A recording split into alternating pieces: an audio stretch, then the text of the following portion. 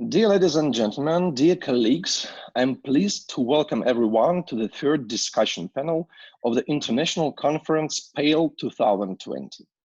As far as you are already concerned, the key discussion point of this panel is consequences of the pandemic. Will organized crime take over? And let me please pay your attention to the fact that the topic of the panel is a question, but not a statement. And overall, the discussion panel today is attended by scientists and experts from 5 countries: Canada, Ukraine, the USA, South Africa, and Great Britain. It's a great honor for me to moderate this discussion panel. So let me please introduce our speakers.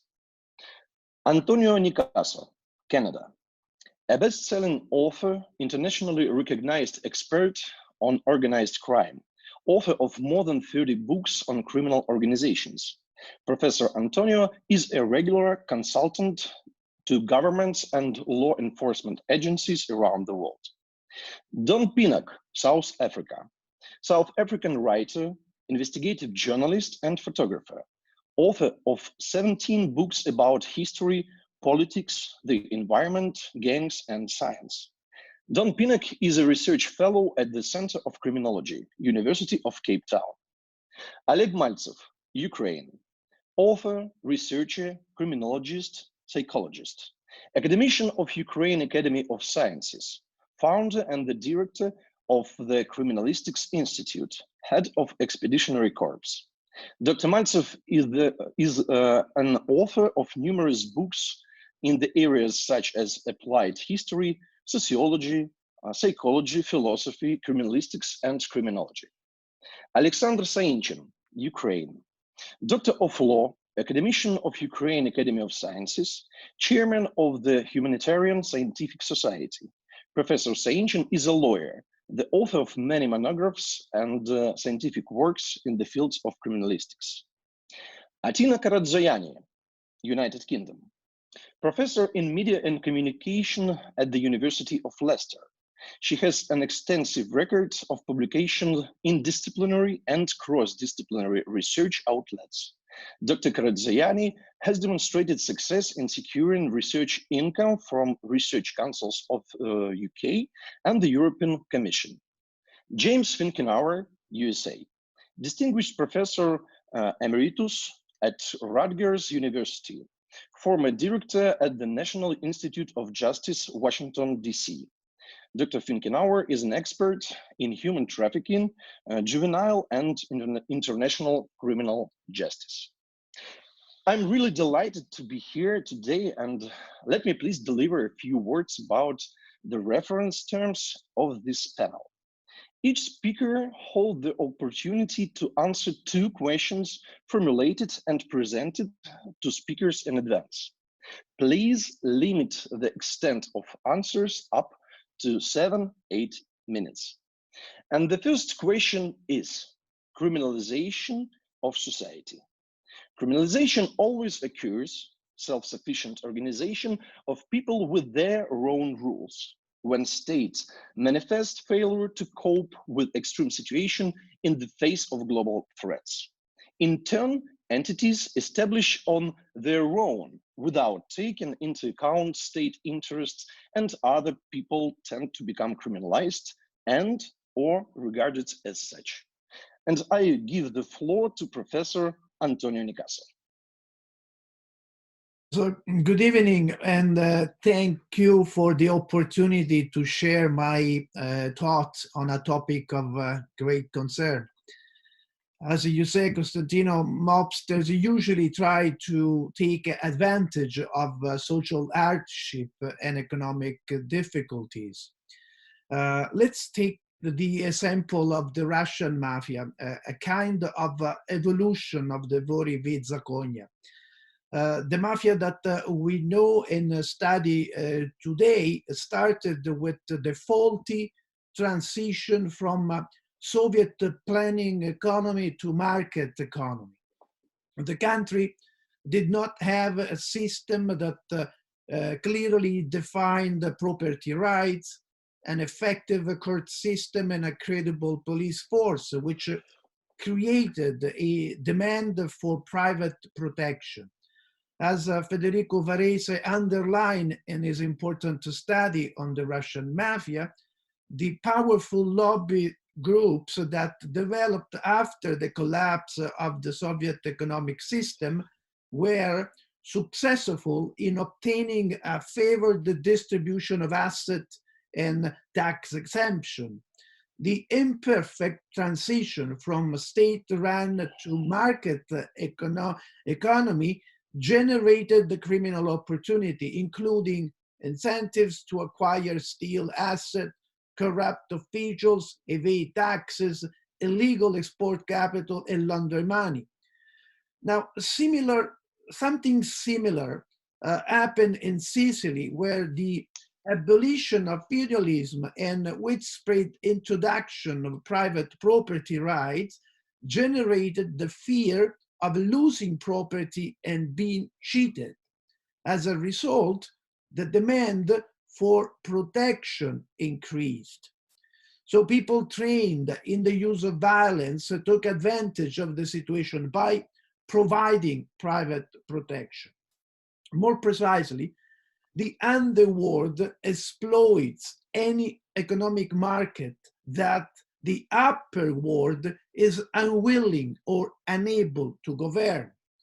Fundamentally, mafia and mafia-like organizations seek to play a role similar to a state and regulate the governed, unregulated, and deregulated markets.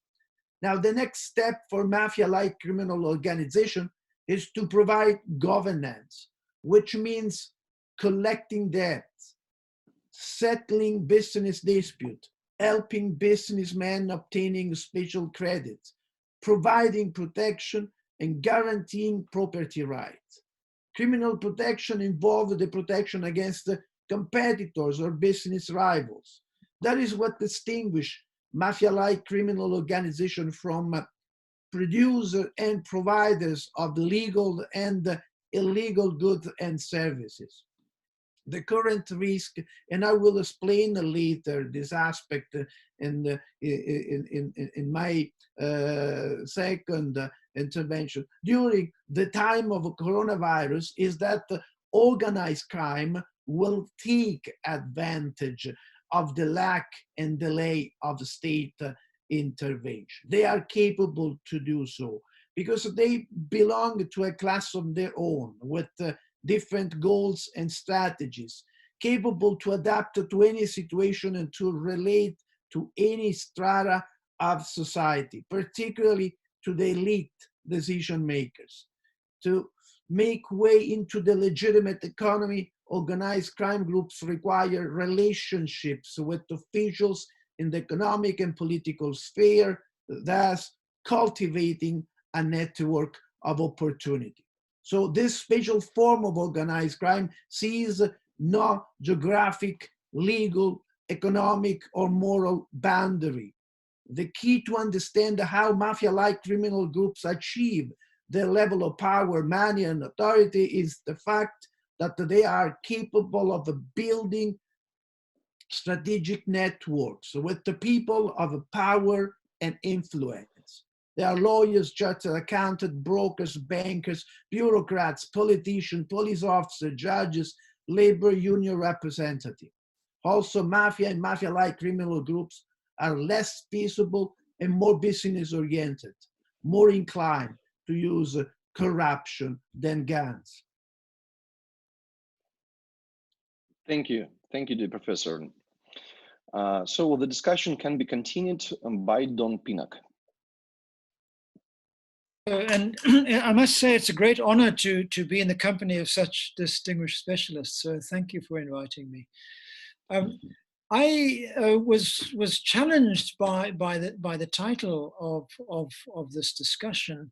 It got me to think. My background as a criminologist has been working on gangs, which is very much an urban phenomenon. But for the last probably 5 or 6 years, I've been working on environmental crime. And it was the relationship between those two that got me thinking about how I will approach this issue. And one is, crime depends on how you define it rather than the action itself.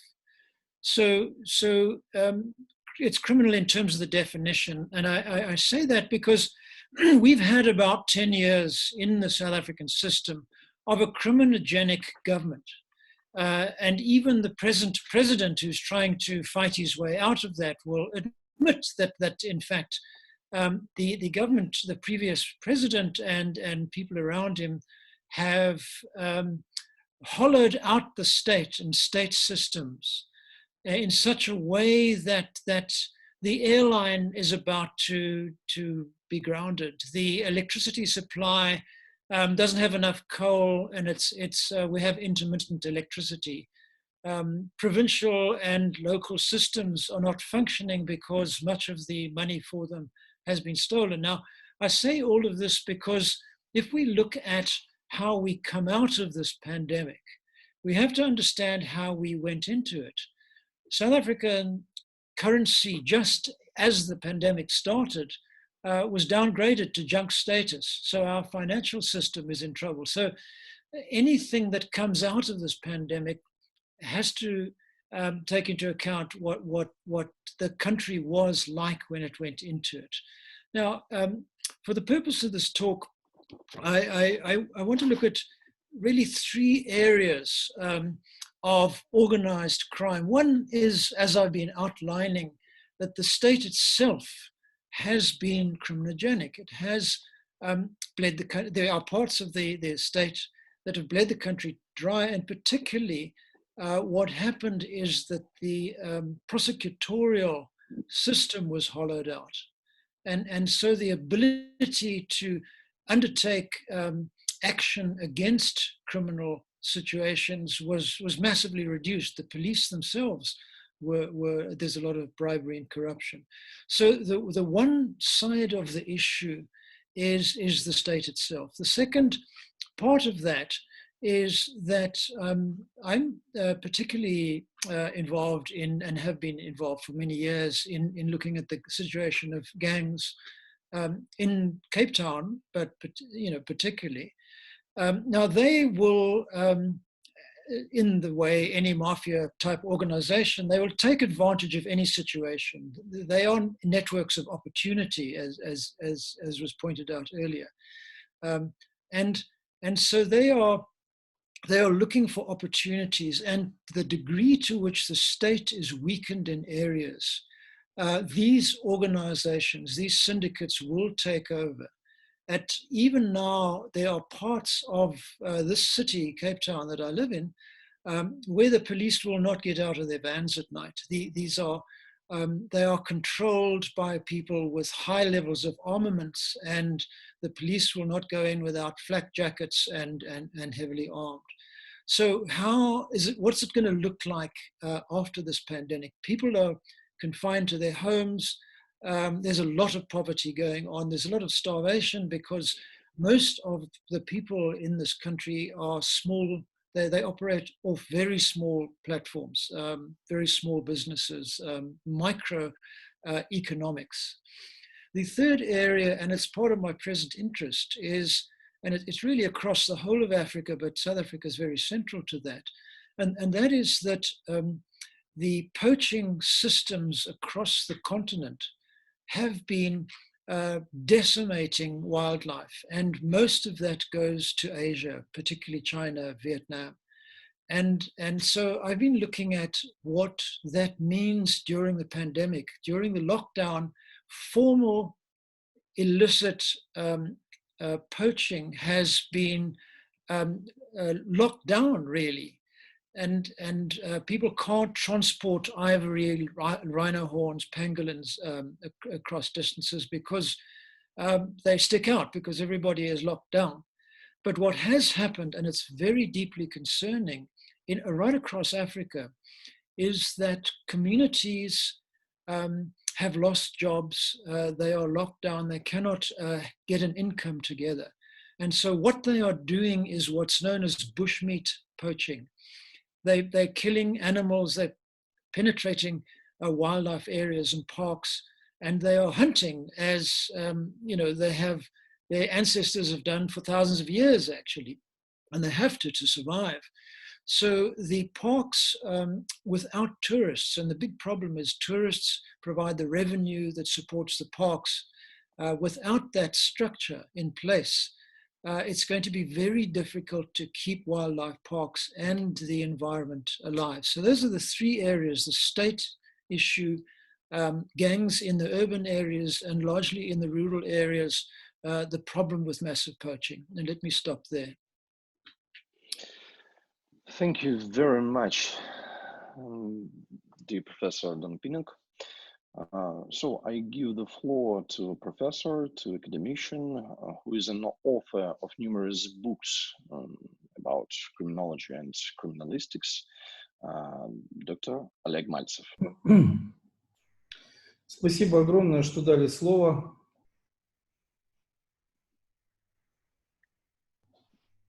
Just wait a second, and the interpreter will help Professor Maltsev to translate.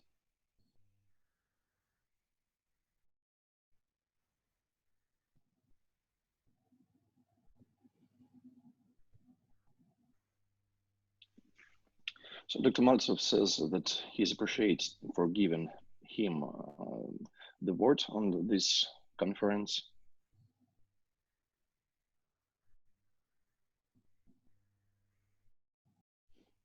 Just a minute.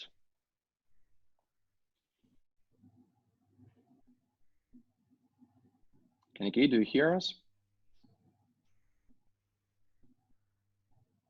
No, we don't hear. Just wait a minute, please. Some technical issues.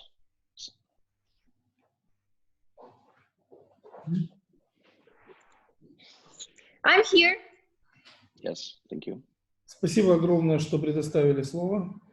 Thank you very much for giving me the floor. Вчера у нас была очень интересная панель по прогнозированию. Yesterday we had a very interesting online discussion panel dedicated to prognosis. И профессор Уэст вчера сравнил пандемию с войной. And yesterday, Professor Jeffrey West, he had compared this current pandemic with the war.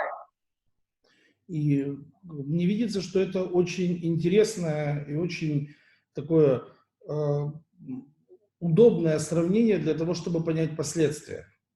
And for me personally, it seems that this is a very relevant and very convenient term, very convenient comparison in order to understand the consequences of what is going to happen.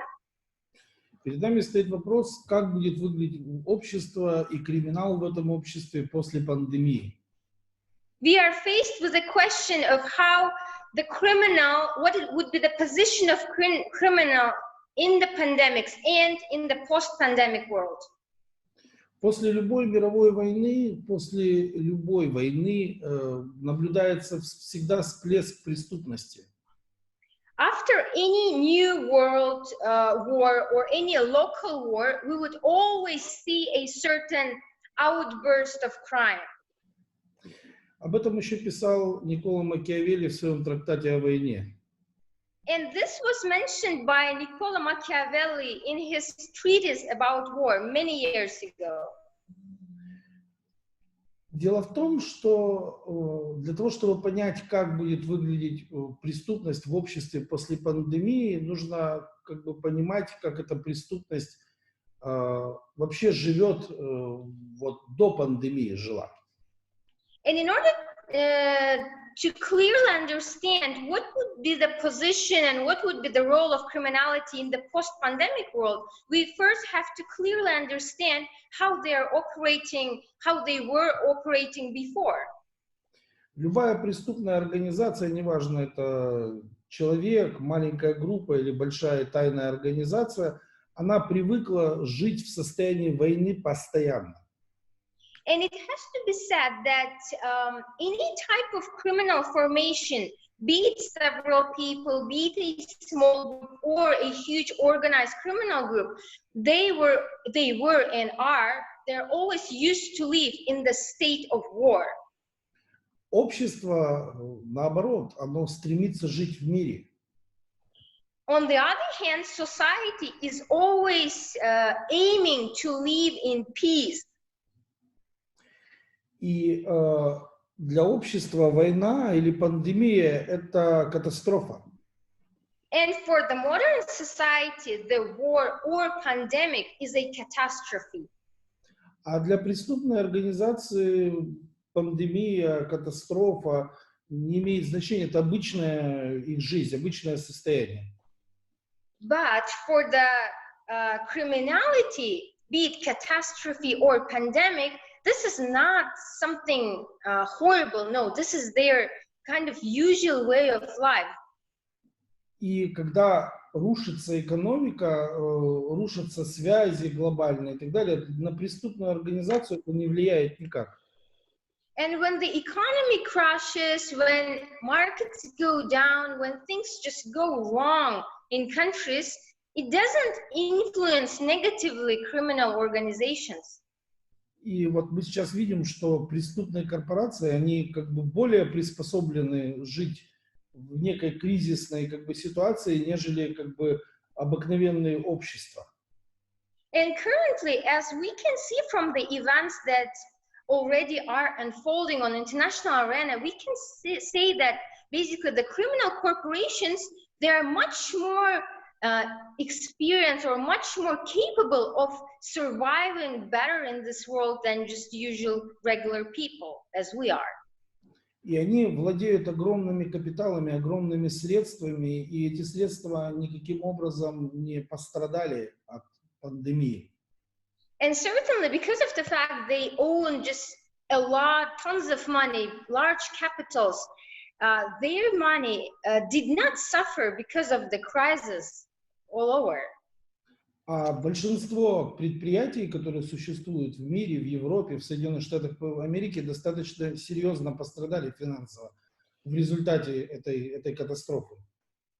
And oppositely, most of the enterprises, the legal ones in the US, in Europe, and in other parts of the world, they did suffer drastically during this crisis. И надо обратить внимание на то, что вот то общество, которое будет после пандемии, это общество, где очень многие люди будут нуждаться.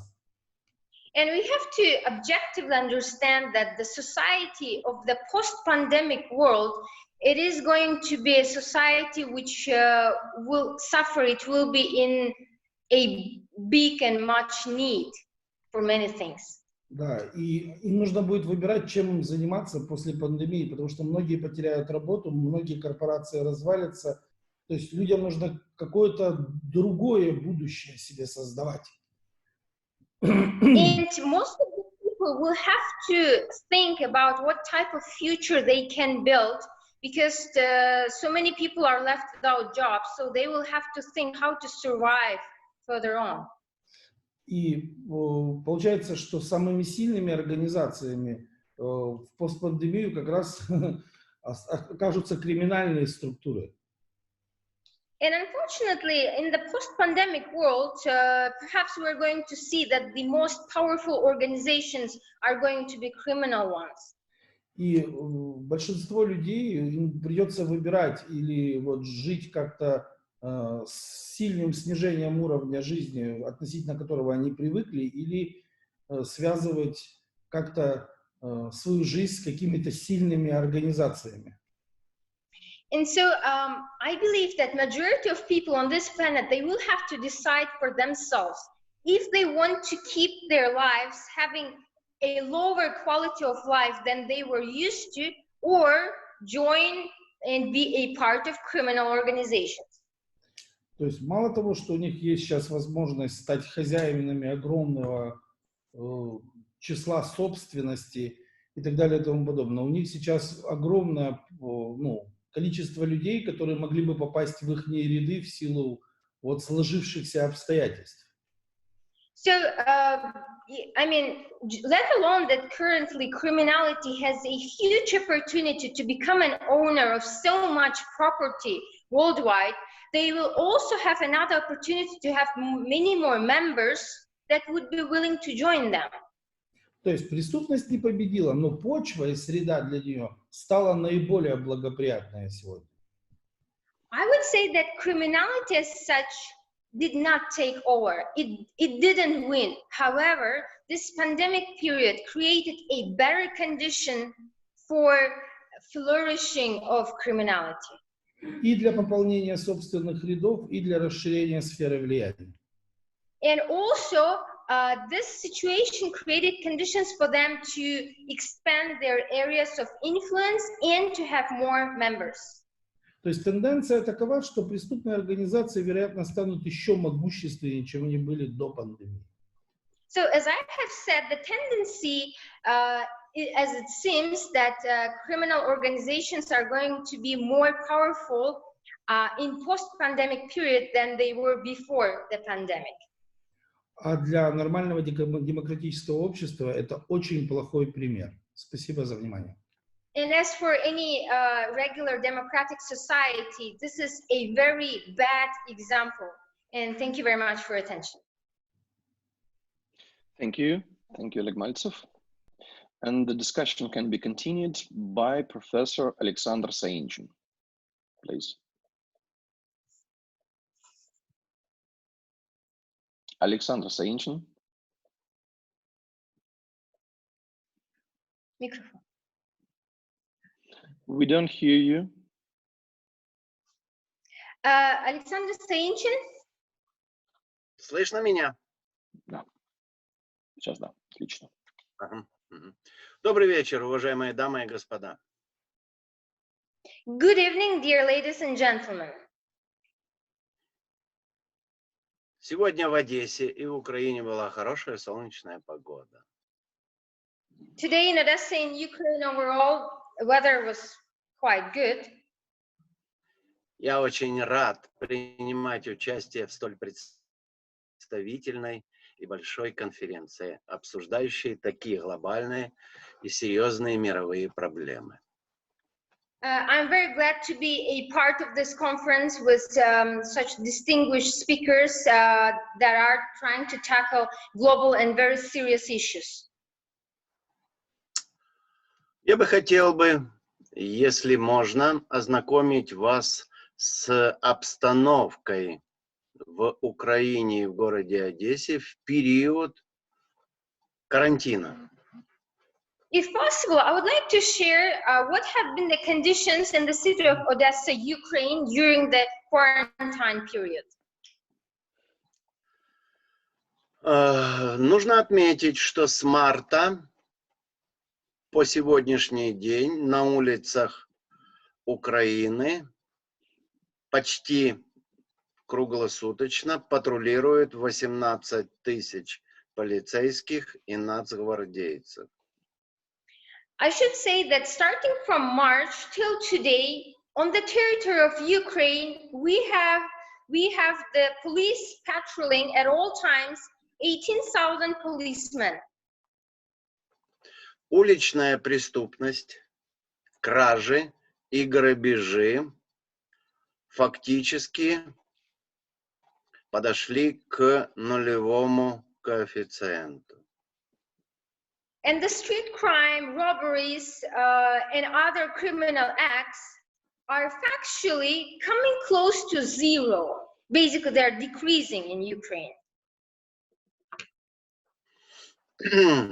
Ощущается, что организованная преступность перешла в интернет-пространство.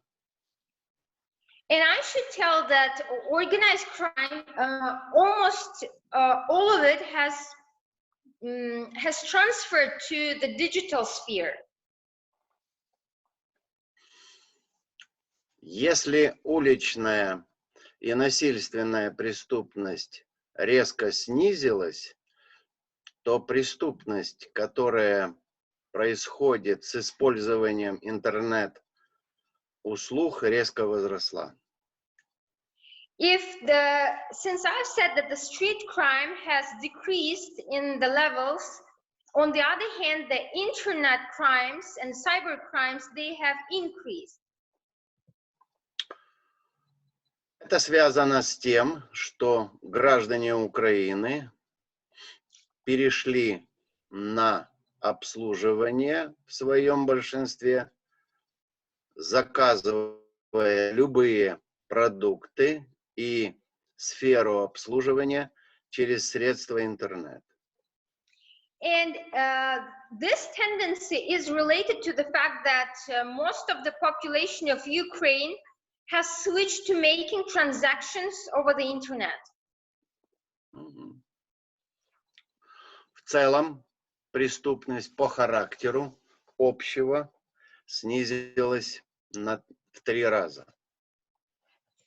And criminality as such in general, it has decreased by 3 in general. By 3 times. 3 times. Однако, наряду с резким снижением такого вида преступности и перехода организованной преступности в интернет-пространство, however, is the fact that the criminality has decreased and it has basically moved to the cyber sphere. резко возросла бытовая преступность. What has increased is the domestic crimes. Это связано с тем, что граждане находятся в местах своего проживания, более 2 месяцев не общаются фактически с внешним миром. Те группы граждан, которые были склонны к употреблению наркотиков и алкоголя, совершают преступления бытового характера, в том числе и убийства, вот на бытовом уровне. And the reason why domestic crime has increased is because people are confined in their houses during this quarantine period for more than 2 months. They're not going outside. So people that were usually using drugs and abusing alcoholic drinks are basically committing these crimes and also murders, domestic murders. Появился новый вид преступности, связанный с нападением на фермеров в ночное время. Идет посевная кампания по уборке урожая, который созрел уже. У фермеров появляются деньги, слабая банковская система обслуживания. Поэтому часть преступного элемента перенесло свое влияние в виде грабежей и разбойных нападений на частные дома фермеров. And now we see that a new type of criminality is emerging in Ukraine, and they are targeted against farmers. For the reason that farmers currently are having a weak type of banking system because they are collecting crops and doing certain services for people. And so now criminals are targeting private houses of farmers. Преступность сейчас испытывает такие же сложности, как и все граждане Украины. I should point out that criminality is having hard times just the way other normal and regular citizens of Ukraine. На протяжении 3 дней частично в Одессе и в Украине снят карантин. In the course of last 3 days, partially on the territory of Ukraine and Odessa particularly, the quarantine measures had been a little bit loosened. Преступность уже отреагировала преступлениями, совершаемыми в ночное время, в виде грабежей и разбойных нападений. And criminality has reacted right away, committing different crimes in the nighttime by robbing people and different places. Изголодавшаяся, условно говоря, преступность готова совершать в том числе и мелкие преступления в связи с тем, что у них, как и у всех граждан, в настоящее время дефицит наличности. So the criminality that I would term a starving one in quotation marks are ready now to commit any type of crimes, even the very small crimes, because now they do not have cash. Правоохранительные органы признают, что жесткие полицейские меры плюс опасность заражения вирусом действительно могли существенно снизить уровень преступности в стране. Currently, law enforcement is supposing in Ukraine that harsh police measures that were introduced during this quarantine period and a fear of getting infected from coronavirus has decreased the level of criminality in the country. За последние 3 дня мы наблюдаем резкий всплеск преступности. However, during the course of this last 3 days, we see the drastic splash of criminality. В каком виде он дальше будет развиваться, прогнозировать сложно.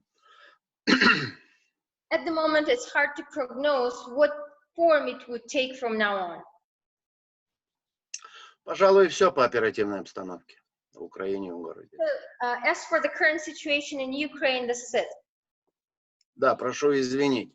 Еще меньше стало дорожно-транспортных происшествий, преступлений, совершаемых на почве злоупотребления наркотиками и алкоголя, ну и вот такого вот направления.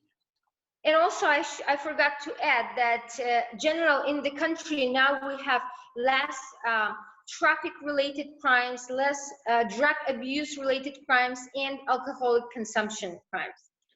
Thank you, dear Professor. Thank you, dear Professor Alexander Sainchin. And please, the discussion can be continued by Atina Karadziani. Hi, yes, thank you for inviting me on this panel. I had a few points to make. First of all, to continue from the esteemed colleague that talked about the online, the cybercrime aspects. So we know that we have had like a million related spam, different messages, 800 new malware, 220 more times increase in spam, increase in malicious URLs. We had malicious social media messaging with different variations. For example, business email compromise of saying that the shipment has been postponed and here's the new coordinates or whatever, the new thing, and then you would open it, be some kind of malware. So there's been a lot of COVID-related, hundreds of thousands in certain cases. For example, in India, it has been remarkable. Half a dozen sites that were trying to mimic donation sites for COVID, and also ransomware. So there would be a ransomware that would lock your mobile application and asking you for money to give them money on Bitcoin to unlock it.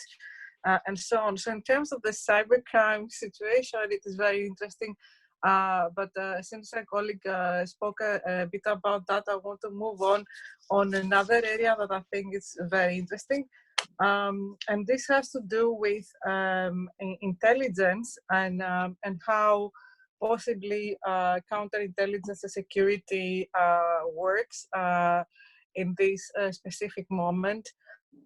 So I think that it is an understanding that from all governments that you would have threat actors that might try to exploit, or they're already exploiting the intellectual property, specifically to do with medical research, so attacking to steal new sort of information, patents, new ideas, intellectual property to do with scientific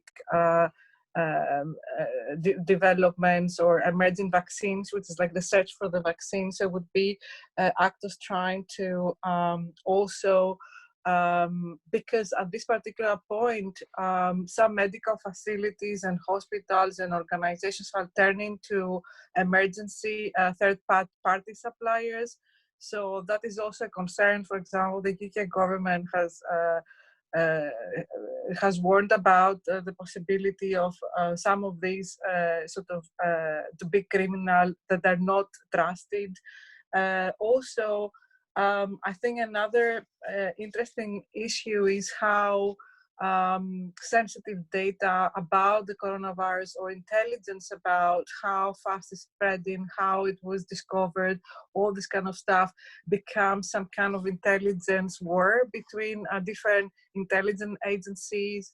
So, for instance, there is the famous US-China story now that the Chinese government attempted this disinformation that actually the virus came from the US, and the US disinformation is that no, it is some kind of biological warfare. So there's all these conspiracy theories and intelligence war happen at the same time. It is reminding me actually, although I wasn't alive at that point, but the Cold War story where you know the KGB was trying to convince that during the World War that the HIV was coming from the US, and you can see sort of now China saying that no, it came from the US, the coronavirus. So there's like this disinformation and cyber psychological operation kind of thing happening that is, I think, very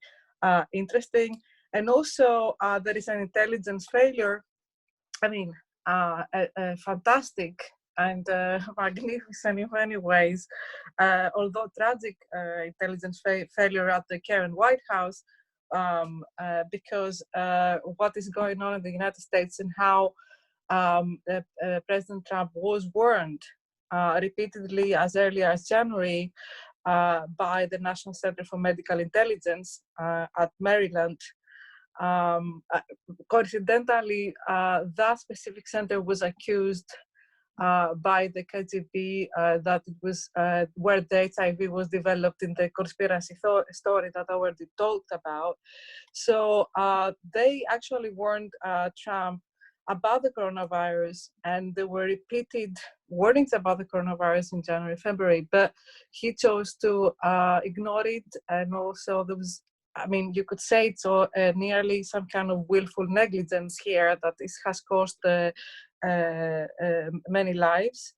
The other issue is about, I think, like stealing secrets, particularly the continuation of the business of stealing secrets. That's what spies do after all. But I mean, now it is important that governments fight to understand and acquire information that is vital for curing the population, having a vaccine, and so on. So you can see that this could be an interesting story. The other thing that I think is interesting is the whole datanomics kind of story, as in if we're entering a fourth artificial intelligence industrial revolution, the fourth industrial revolution, and then you have very specific kind of issues there. Will it reproduce many inequalities in developing countries? That AI revolution, for instance, what this post-capitalist scenario is looking like, and also the problems of surveillance, privacy, data, and national security, and how do you actually employ tracing apps, and those kind of questions that could be something we will be discussing, I think, for a long time. So that's what I wanted to say on this subject. And спасибо. Thank you, Tina. Спасибо. And I give the floor to James Finkenauer, please.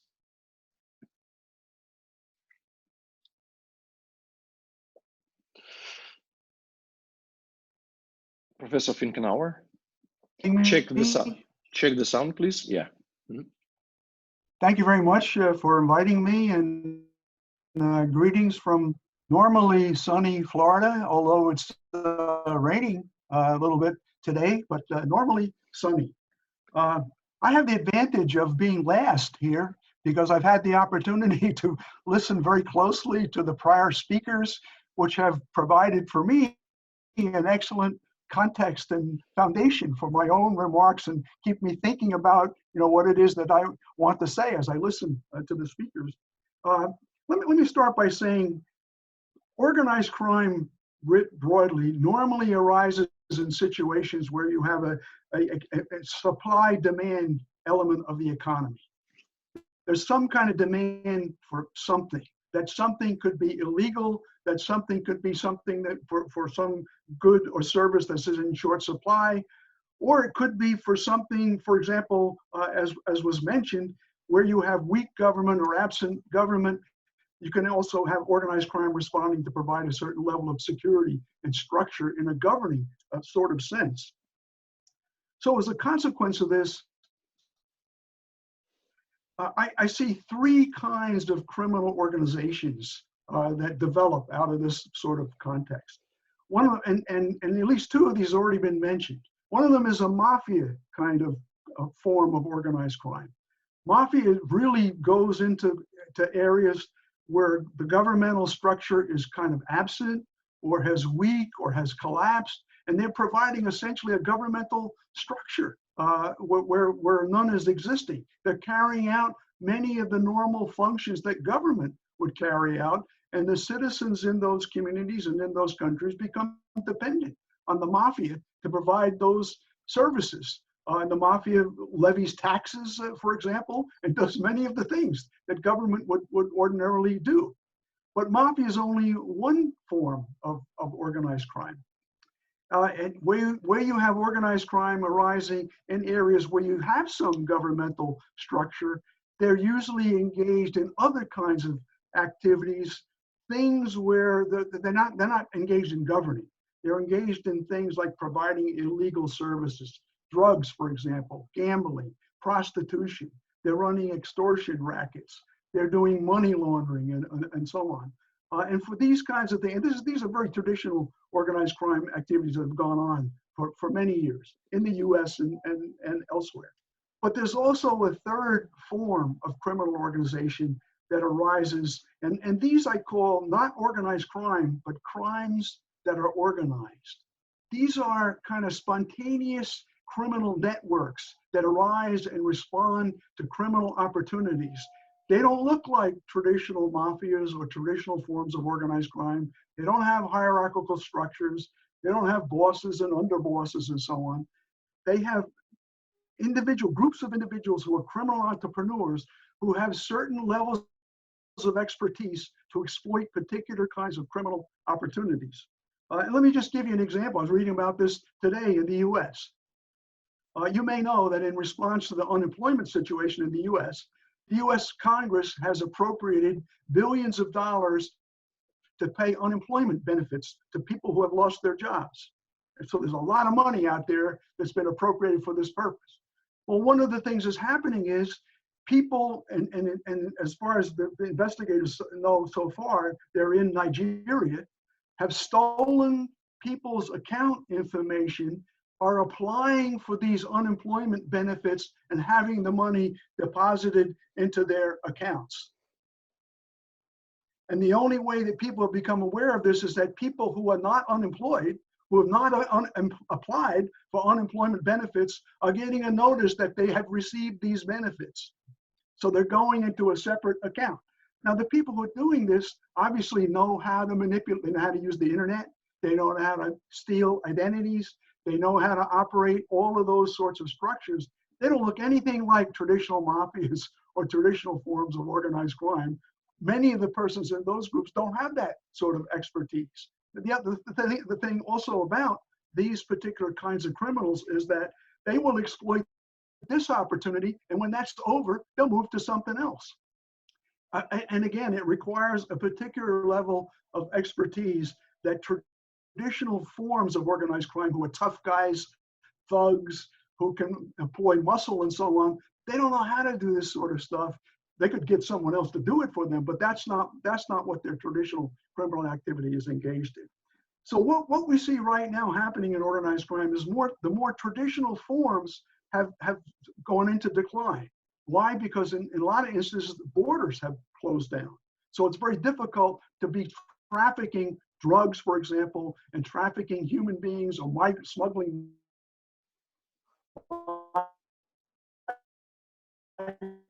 not going to last forever, but it happens to be the situation right now. So what do these groups do? They turn to other sorts of things. And it goes back to the issue of West, and I think many other countries as well. If you look at where's the big supply issue right now, it's having to do with things dealing with the virus. We have a shortage of tests in the US. Contrary to what the politicians are saying, there's a shortage of tests in the US. There's a shortage of the personal protective equipment that's required to deal with the virus. We don't have a vaccine, really don't have a vaccine, although there people claim that they have a vaccine. So these are the things that are now either not available at all or in short supply. So who can fulfill those things? Criminal entrepreneurs. They see an opportunity. Do they have the real stuff? No, it's counterfeit. They got counterfeit tests. They got counterfeit treatments. They got counterfeit vaccines, all sorts of stuff, so that they can exploit right now this particular criminal opportunity. Will that last forever? No, because hopefully at some point we're going to be able to deal with this virus and things will go back to some more normality. So that particular form of criminal enterprise will no longer exist. But what will exist is people have developed a certain expertise about how to deal with counterfeit materials, how to deal with them on a global sort of level. They will simply shift that focus to something else that's in short supply and in demand and so on. And I think that's one of the most insidious things that we look at as being the legacy of this organized crime problem. New markets will have developed alongside the old markets, which will still exist and will come back to some degree because the world is loosened up now, and those things can now be pursued further. So we'll have whole new criminal enterprises existing alongside of the existing criminal enterprises, including mafias, in those places, as I mentioned, where you have weak government, where you have a lack of a civil society. It won't be in the United States. It won't be in most countries in Western Europe, but it'll be in places where there's weakness and where those forms can move in and take over the governmental enterprises. And that'll be the subsequent threat of all of this. That'll be the new markets. Also, they'll be recruiting new people. We got a lot of young people without employment opportunities. There's opportunities there. If you know a little bit, for example, about computers, you can get picked up in one of these cybercrime enterprises. You can make a lot of money in a very short period of time. And I think that's going to be an attraction for young people to get recruited. And I think those are some of the problems, unfortunately, that we have to look to as we move into the future. Thank you, Dr. Finkenauer. And we finished the discussion of the first question, and we can continue. The second question for the discussion, as you remember, is criminalization ways, how it may take place. What are the new ways of the emergence of organized crime? Is it true that crime is taking over today? And what forms of crime might still appear after post-epidemic period? So please, dear Professor Antonio Nicasa, you know much about our future. We believe it. Okay. We haven't never seen a crisis like this in living memory. So the COVID-19 is having a significant impact on the economy and is influencing and shaping organized crime as well. In other words, when the economy collapses or is in a shutdown, organized crime also suffers. So the lockdown of the public movement and the sealing of borders have had an immediate impact on certain criminal activity, which have since slowed or stopped. Many countries have seen a drop-off in crime, like murders, with some exception. In Mexico, for example, in last March, there have been 2,500 murders. But many countries have seen a drop-off in crimes like murders, extortion, prostitution, illegal betting, human trafficking. Getting migrants across borders have become far more difficult amid increased scrutiny and lack of human activity. But Europol warned that criminals were rearranging people's smuggling routes and finding new ways to lure potential victims. With the business closed, there are fewer places for organized crime to conduct business, no pro sport to gamble on, fewer counterfeit goods coming in from China to sell. Drug producers are having trouble getting imports of chemicals from China. Wuhan is known for its production of chemicals, including the ingredients needed to cook fentanyl or other powerful synthetic opioids. And we know that fentanyl was a product of great demand before actually supplying the United States the consumption of heroin. Then there has been an increase in the price of illegal drugs because not only for lower amount of chemicals coming from China. According to the United Nations Office on Drug and Crimes, cocaine production has been impacted by COVID-19 crisis as producers, especially in Eastern Colombia, are suffering from a shortage of gasoline, which was previously smuggled from Venezuela and is essential in cocaine production. In many countries, gangs and criminal organizations have watched over specific neighborhoods, telling people to stay indoors, enforcing the quarantine. According to Inside Crime in Venezuela, pro-government armed group known as colectivos were the ones to announce the very first lockdown measure in certain areas, even before the government or healthcare service. In Mexico and Italy, criminal groups or associates have distributed food of essential items. In Mexico, the daughter of El Chapo is distributing a product with the logo of his father, with the photo of his father on the package. So those are few examples of the increased type of governance taking advantage of the absence of delays of state intervention. Many criminal organizations have started selling personal protective items, illicit medicine. They try to find a way. For example, in order to sell in drugs, some criminal organizations have infiltrated their men into essential services, such as Uber. Through drivers connected to this important service, it is possible to circumvent the restriction imposed and deliver the drugs at home. We mentioned about another important business is the increase of COVID-19 related phishing scams, whereby cyber criminals have impersonated the trusted source of information, such as the World Health Organization, to spread malware or harvest the personal information. During this period of coronavirus, computer scams in the form of phishing have increased by 600% worldwide. But there will be more opportunity as the crisis unfolds. Emergency funding issued to help the economic fallout of a pandemic is likely to fuel corruption across Europe. Criminals will find the ways to fraudulently apply for aid. I think, as Oleg mentioned, the risk that many companies may fall into the hand of criminals is very high. Just as there is a high risk that some companies may be taken over by mafia or mafia-like criminal organization nominees. They may offer credit to businessmen on the verge of bankruptcy. It is useful to remind that the mafia and mafia-like criminal organization are against the state law, but not against the market law. And so just a few businessmen are willing to refuse money in time of need. In many countries, we know drug money has become the oxygen for the legal economy. Just a few other things.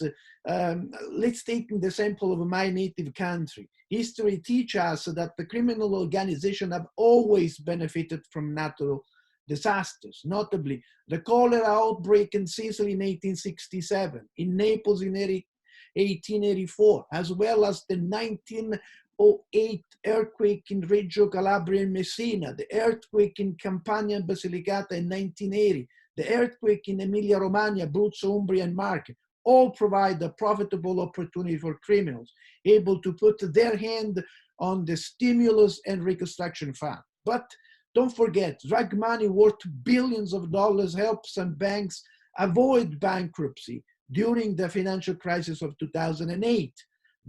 This was the only liquid investment capital available at that time. Now, criminals are rapacious, like a vulture, and resilient. They are capable to adapt to any circumstances. An old Sicilian proverb perfectly describes this characteristic. Bend down the rush until the flood has passed. So we must learn from the past, and I believe that there is an urgency to introduce emergency measures and to also focus on undocumented workers, on people in need, on families that struggle. The goal is to maintain social cohesion, and the goal is to avoid that the criminal organization to take advantage again of this opportunity. Thank you. Thank you, Professor Antonio Nicasa. And I give the floor to Don Pinak, please.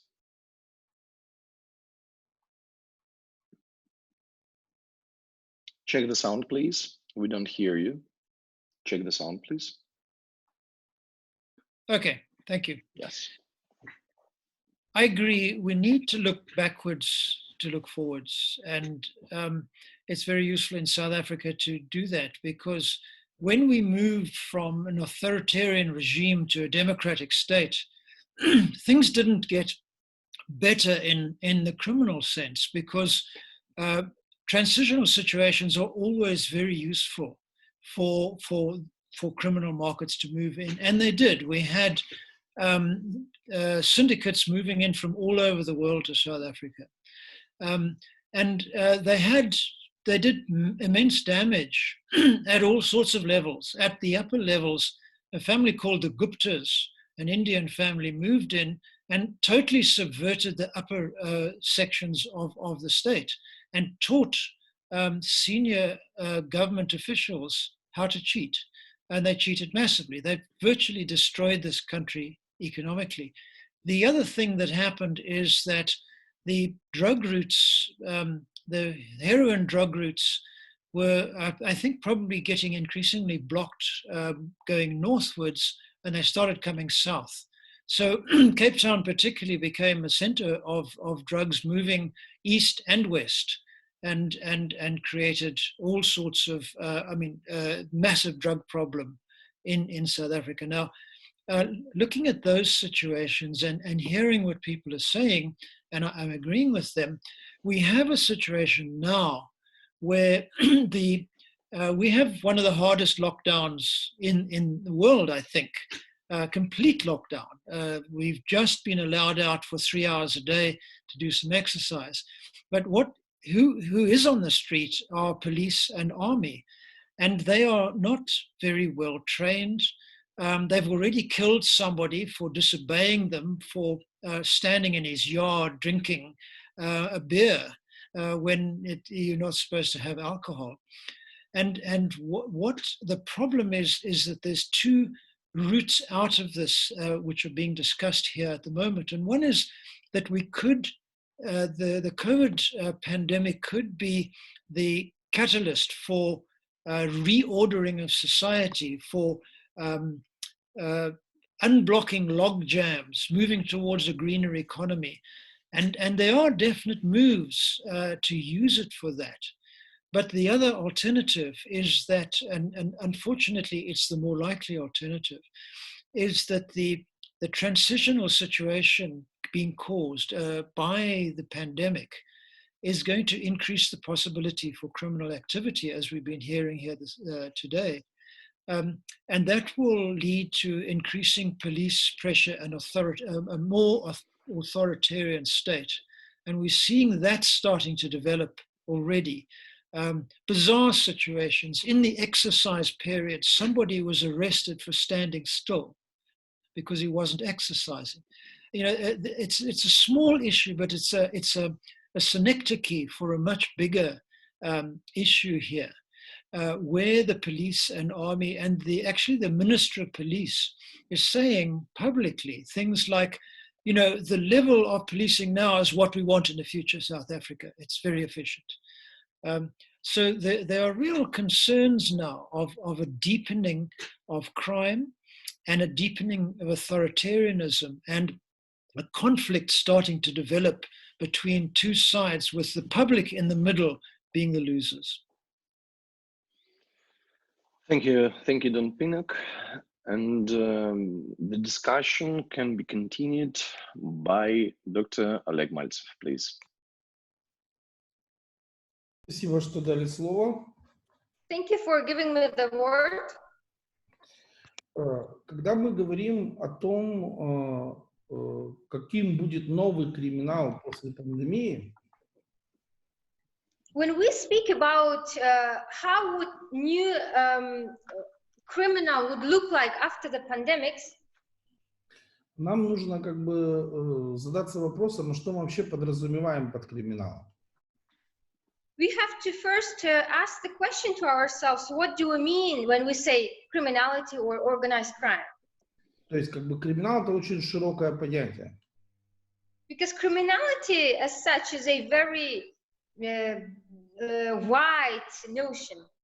Да, то есть отчаявшегося человека на улице, который ограбил кого-то, никогда до этого не совершая преступления, мы ведь тоже причисляем к криминалу.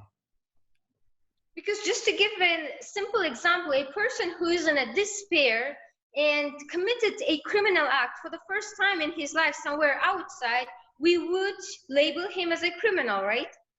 И я когда, в общем-то, думал о том, как делать доклад на конференции, я себя спрашивал, о какой части криминала как бы говорить.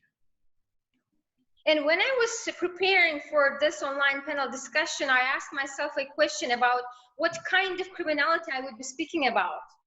Я являюсь поклонником Дона Пиннока, как бы, и для меня, например, Антонио Никаса, который выступал, это вообще, ну, как бы первое лицо в области криминологии, как бы, в мире, и я считаю, что они абсолютно правы, когда они говорят в общем о тенденции.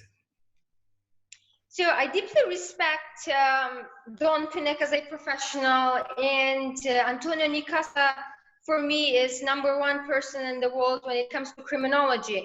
And I do totally agree with what these two people have said about the tendency when it comes to criminality right now. Поэтому давайте посмотрим как бы на криминал как на трехэтажную конструкцию. Thus, coming from this, I would suggest that we would take a look at the criminality to divide it into 3-level construction. Да, то есть то, о чем говорят определенные спикеры, как бы касается некой уличной преступности, которая всегда существовала и всегда будет как бы существовать в той или иной форме. И здесь действительно сила государства имеет какое-то значение.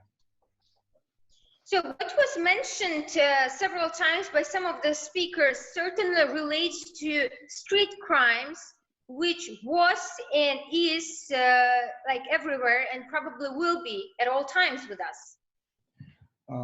Когда мы говорим об организованной преступности, о тайных организациях, то для них государство никогда не являлось никакой помехой, многим из них по 400-500 лет. But when we speak about organized criminal organizations, particularly about secret societies that are criminal, they do not care what is happening in the state. What kind of state is it? Is it powerful or not, because they have been existing for 300, even 400 years. Да, то есть, по сути своей, представьте себе организацию, которая выжила 400 лет. Как бы, тогда еще многих государств не существовало. If we imagine, for instance, an organization that survived in the course of 400 years, that's a very long lifespan. I mean, a lot of states even did not exist at that time when they were emerging. Представьте себе, какое государство может оказать влияние на такую структуру. And imagine, just suppose, what kind of government can actually impact that type of organization? Я много раз задавался вопросом, как в центре Европы может существовать самая могущественная криминальная структура в мире в демократическом обществе, и никогда не находил ответа на этот вопрос. Possible that, and I have asked myself a question many times, how it is possible that in a democratic modern Europe, in the heart of Europe, we would have a criminal organization that is living and doing their things quite successfully. How is that possible? То есть, вы понимаете, это не просто организация, это государство в государствах. As you'd understand, this is not only an organization, this is like a state inside of the state. Когда мы будем говорить о третьем этаже, это само государство. And when we speak about the third level of this construction that I've mentioned before in the beginning, it is the state itself, the government. Знаете, у нас есть такая шутка, что криминология изучает преступников-неудачников. We have a joke as follows, that criminology studies the criminals that are losers or the ones that are unsuccessfully doing their job. Да, а наука, которая изучает успешных преступников, называется политология. And the science that studies successful delinquents or criminals is called political science. Да, поэтому как бы, когда мы говорим, как изменится криминал, о каком уровне этого криминала идет речь? So when we speak about how criminality will change in the post-pandemic period, we have to understand about what kind of criminality we are speaking about.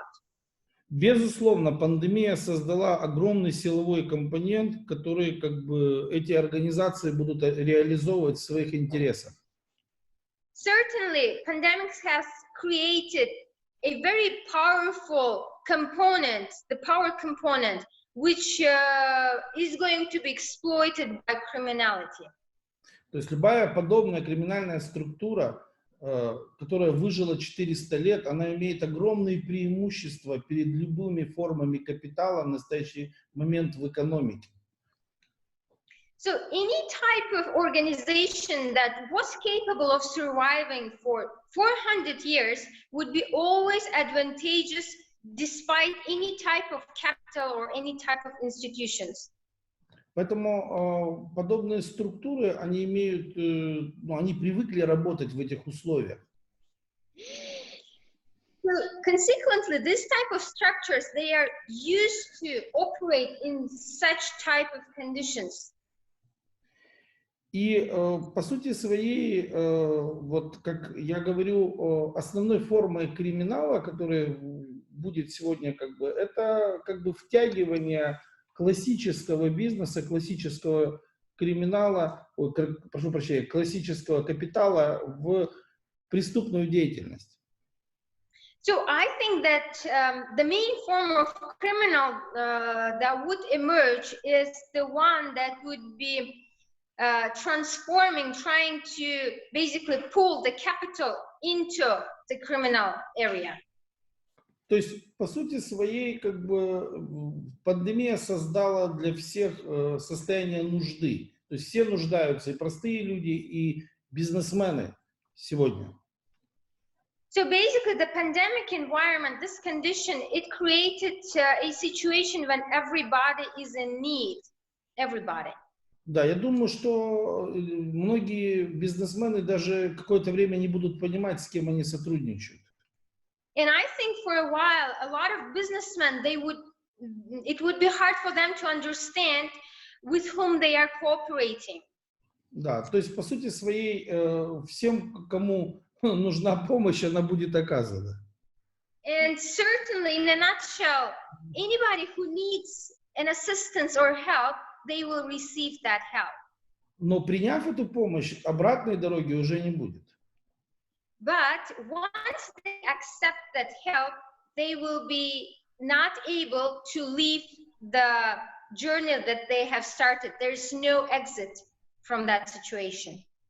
Безусловно, будет ретрансформироваться современная система как бы преступности, потому что, как вы понимаете, даже сейчас в пандемию, как заметил один из наших коллег, как бы, то есть, по сути, люди сидят дома, ворам нечем заняться. And certainly, I believe that modern ways of committing criminal acts is going to transform as well. Because as one of our colleagues did mention that a lot of criminals are now on lockdown, they have nothing to do, nothing to engage themselves with. Думаю, что криминал пойдет по пути создания бескарантинных зон частных. Also, I believe that the crime will tend to create private, non-quarantine zones. Думаю, что возникнет новая волна электронной преступности. I believe there will be a new wave of cybercrime that we haven't seen before. Увеличится телефонная преступность, то есть все виды мошенничества, связанные с телефонией. All kinds of frauds that are related to the phone calls will be increasing. Возникнет новые формы игорного бизнеса. I believe there will be new forms emerging that would be related to gambling. Безусловно, криминального. Certainly illegal gambling. И в результате, в общем-то, мы как бы получим некие новые как бы формы преступности, то есть ретрансформированные старые формы преступности. So as a result, we'll end up having new forms of criminality that are just old criminal ways, but transformed in the ones that became different. И я думаю, что самая большая проблема как раз существует даже не в самой организованной преступности, а в том, что очень много людей попытались эту пандемию использовать в своих интересах. And I think also a big problem is that a lot of people attempted and are attempting to use this pandemics in their own egoistical aims, and the problem is in that and not that much in organized crime. И, в общем-то, у очень многих людей это получилось. And a lot of people did succeed in doing so. Ну а у тех, у кого получилось, им это может понравиться. And the ones that did succeed, they may get used to this. They may like this, to put it simply. И мы можем получить искусственные пандемии как бы как инструменты маркетинга впоследствии. And in the future, it is possible that we may end up with having new pandemics that are artificially created. Спасибо огромное за внимание. Thank you very much for your attention. Thank you, Dr. Maltsev. And the discussion can be continued by Professor Alexander Sainchin, please. Спасибо. Меня слышно? Да. Спасибо за предоставленное слово. Уважаемые господа, я абсолютно солидарен с профессорами Антонио Никаса и Олегом Мальцевым, которые являются очень крупными специалистами в области организованной преступности. Thank you for giving me the floor. I should tell that I completely agree with Professor Antonia Nikasa and Professor Oleg Maltsev. These people are, both of them are very, grand professional and experts in the field of organized crime. Столь представительная конференция даст нам возможность посмотреть, как в различных странах мира преступность отреагировала на пандемию. This kind of conference will allow us to understand how criminality did react in different parts of the world. Нужно отметить, что пандемия в мире показала либо слабое медицину, либо совершенно разрушенный, как у нас в Украине, уровень медицинского обслуживания населения, в том числе и противовирусного. I believe that this pandemic has shown that there are certain weaknesses in the medical sphere of many countries. So if the situation is as such, then the pandemic even eliminated and showed it even clearer. When it comes to the situation of Ukraine, this pandemic situation has demonstrated that in Ukraine we have a very, very low level of medical assistance of population and very low and very bad situation when it comes to virology studies. Многие страны будут вынуждены перенести свои финансовые усилия на совершенствование системы здравоохранения. Many countries will have to allocate their main attention to the medical health insurance field. Нам кажется, что и преступность таким образом отреагирует, мониторя, каким образом финансовые потоки будут проходить через соответствующие подразделения медицинского обслуживания. So, and we have to understand how this financial different currents are going to be allocated to different departments of establishment. Прежде всего, мне кажется, это будет связано с заменой медтехники и с закупкой новых медпрепаратов.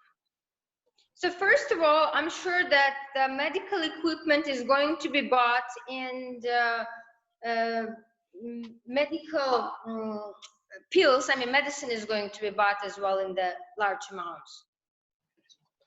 Я думаю, нужно согласиться с профессором Мальцевым о том, что общая уголовная преступность, она быстро приспособится к пополнению своих финансов за период пандемии.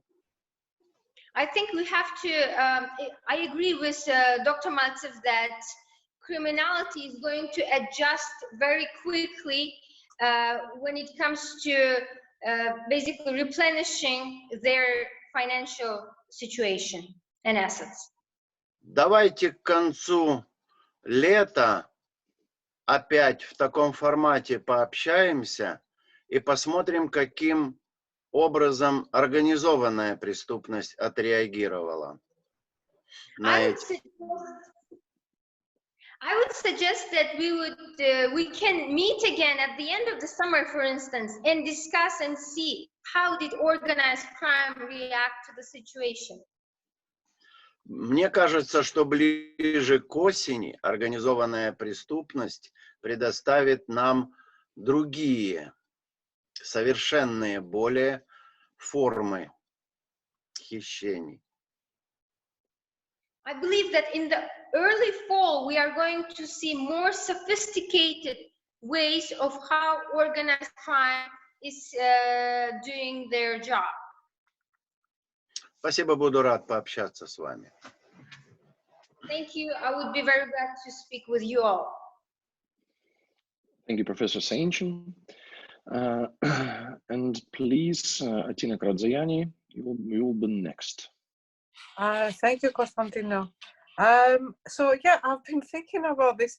So what the futures of criminality? I think perhaps it would be an idea to think about what the futures might be to begin with. So I'll be thinking about that. And so there is a general one about, I think, socialism or barbarism. This has been doing the rounds as an idea. I think right now we have some form of, in a way, state capitalism. Like a lot of the response has been that the state is supported, subsidizing workers, keeps the market functioning. You know, this kind of idea of keeping the things ticking for a short period while we get out of it. So this is where we are now. However, if the crisis deepens, let's say in October, November, we have a massive wave of deaths and so on, we might descend into some form in some countries of barbarism, where we have the inability of the state to continue, the business are failing, workers are starving, people are dying, so you have this devastation kind of story, and this could have mass austerity. You have the collapse of services, the whole thing that comes with that. So in that case, then you will witness incredible levels of criminality, because people, if this massive austerity, you will have these reactions of actually even going into houses or in any sort of way to keep themselves from starving. So that's the kind of like called the collapse, the barbarism scenario. Then you have other more sort of radical, for example, from the state capitalism where we are now. Then you have the idea of state socialism, that we go back into a scenario where the banks, the transport, everything gets nationalized and so on. So you have like this big state scenario, big welfare. So the state sort of socialism scenario, it means that possibly you might have other types of criminality that you have in a state socialist scenario of who gains benefit. It might be a smaller group of peoples, it might be corruption or bureaucracy or certain kind of jobs that create certain kind of new criminality, for instance. And then finally, I mean, you might have a future that sees lower levels of criminality in the long term if we opt for the growth and slower economy, if we realize that unless we look at this COVID and the environmental problem, the ecological problem we have, and build some kind of bigger society with sort of more on the idea of mutual aid and support and slower growth and like shift in the way, have a mental shift in the way we understand how the world and society should happen, like in a more kind of in a different kind of way, where we don't base everything on exchange value and the market basically this whole ideology of neoliberalism, or the market delivers the good quality of life, and there might be a disruption, but then the market is going to come back and return to normal, and everything's going to be okay. If we get out of that mentality of the resources, that resources are used to maximize profit, exchange, and money, and we use it to maximize life and how we live life and on this planet and how we take care of this planet. I think there is this shift from maximizing profit to maximizing life that I think eventually might even produce less criminality and happier people. So that's more of a utopian take on this one. So this is what my intervention was. Thank you. Thank you, Tina Kradzayani. And I give the floor to James Finkenauer, please. Well, thank you again. And again, I'm thinking and listening, and it's a very, very interesting discussion. Back to the point I was making earlier about the supply and demand and how organized crime fits in that. We have a very good historical example here in the U.S. from prohibition. Back in the 1920s, there were organized criminal groups, but they were kind of loosely organized and not very sophisticated and so on. But then we had the passage of prohibition, prohibiting alcohol and the consumption of alcohol, which did nothing to diminish the demand for alcohol. It was the supply of alcohol that was going to be dealt with, and the demand, of course, didn't disappear. So all of a sudden, there was a market opportunity for criminal groups to arise and take advantage of that. And so those smaller criminal gangs and criminal groups became much better organized and much more sophisticated. And even when prohibition ended, they simply then were able to move on into other criminal markets. And I see, you know, as like Santayana said, we should learn from history. If we look at those kinds of things, we can see, okay, that history is likely to be replicated, and these criminal markets will get continued into the future, even though the particular thing that's being marketed may change.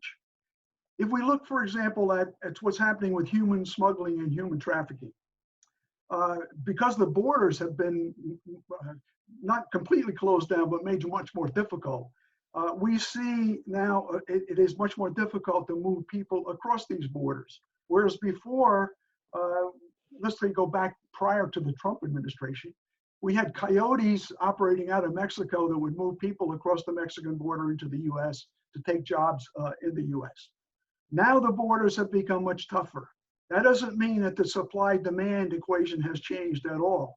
There's still plenty of people in Central America and in Mexico that want to come into the US and get jobs in the US. And there are plenty of people in the US who want to give those people jobs. They're farmers. They're people who are looking for domestic employees. They're people who are looking for, in various factories and so on, to hire these people to work. So the demand-supply thing has not changed. What has changed is making it tougher to move the people meant that the amateurs, the less sophisticated traffickers, have been forced out of business. Who then takes over that business? The more sophisticated criminal organizations, the ones who can take the higher risk, who have more connections, who have more ability to corrupt governments and so on. They're the ones that move in to take over that smuggling business. That is not going to go away. That is going to be, once they're locked into those areas, and that's a big money-making thing for them, I can see that continuing. Interestingly, one of the biggest areas in criminology that's of concern now in the US, not organized crime and not street crime, it's what's going on in jails and prisons here in the US. There's been a big impact because we got closed spaces, we got absent healthcare, we got lack of services from the outset. And back to the issue of migrants, the detention centers and the shelters where these migrants are being held are enormous health hazards in terms of what's happening to the people in them. So there's this whole issue about how to deal with those people, one of the things being to release them. And interestingly, I was just reading a report not too long ago that in Italy, mafia figures, almost all of them old men, 70s, 80s, 90 years old, are being released from prison because the prisons are crowded and because of the threat to their health, because they're old and they're vulnerable and so on. But there's a great outcry in terms of releasing these people because they're serious criminals. They committed serious crimes, murders, etc. And now they're being released and people are objecting to that. Same thing is happening in the US. That there's an argument on one side, people should be being released from prison because they're health hazards from keeping them in prison. On the other hand, do they present a threat when they get out of prison, or they've not been punished enough and therefore they shouldn't be getting out of prison? So what should we be doing with them? And we haven't solved that problem. We've let out a few white collar criminals because we figure they're not violent, they're not a threat, so those people can get out. Of course, the poor ones, the ones who are in the worst situations, they don't get released from prison. I think, to repeat something I said earlier, that my biggest concern about the long-term consequence of all of this is going to be a greater acceptance and tolerance of organized criminality, because the demand will be there. a demand for counterfeit goods, a demand for the kinds of things that organized crime can step in and provide. And as long as that's going to be the case, then there's money to be made. The criminal entrepreneurs are going to step into those situations to make money out of them. And society will become more tolerant. And as soon as and as they become more tolerant, it becomes less likely that you can get rid of them, that you can root that kind of crime out of the society, because it becomes more and more a part of the society. And I think that's what's going to be the biggest danger of all this. Let me thank to all speakers, dear colleagues and experts. Overall, it's high time we have finished the online panel. Soon after the conference, organizational matters, such as text reports, video reports, and online discussion panels, will be published on the conference website on May 22nd. Furthermore, a conference collection volume will be published within 2 weeks period, and that brochure will be available to those who are interested. By this, thank you so much for your kind attention and participation, and see you soon. Thank you, Konstantin. Thank you, dear Professor Antonio Nicasa. Thank you, Don Pinnock, Atina. Thank you. Bye-bye.